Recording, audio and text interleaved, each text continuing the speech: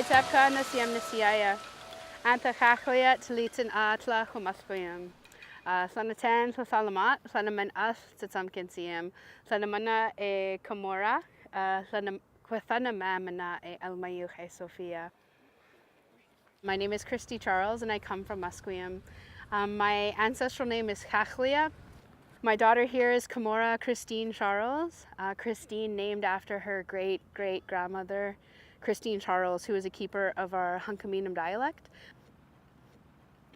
It's a part of our protocol to welcome people to the traditional territory of our people. We've been living in Vancouver and our surrounding areas for, 10,000 years or more, since time immemorial. How we know this is through archaeological evidence or belongings unearthed from our ancestors, from all the different village sites that I'm going to share with you this evening, through the language, again, Hunkaminam, and through the oral histories, the stories that are passed down from generation to generation. The lineage that I come from, me and my daughter, from our Musqueam side, we come from the warrior Kayapalano. The name originates from our family and other families in Musqueam. We were warriors, we were protectors of the land. Today you see people standing up on Temtemtumuk, places like Burnaby Mountain, standing and defending the land. So Sanak was our summer village where we would come now and gather the different kinds of shellfish and the salmon. There used to be 51 salmon streams that ran through the city of Vancouver, but because of development and industrialization everywhere, everything's covered up now. So all of this is our traditional territory, but yet we still live on a reserved piece of land known as Musqueam Indian Reserve. But the village that we're on is actually called Mali, and Mali is just another place where our people lived on the land. A story that comes from Mali is a story of Kwakwalith. Kwakwalith is like our woman of the river. She was a big giant creature that had a big woven basket on her back, and she was known to collect children, put them in her basket, and bring them back to her camp and just be like her little workers.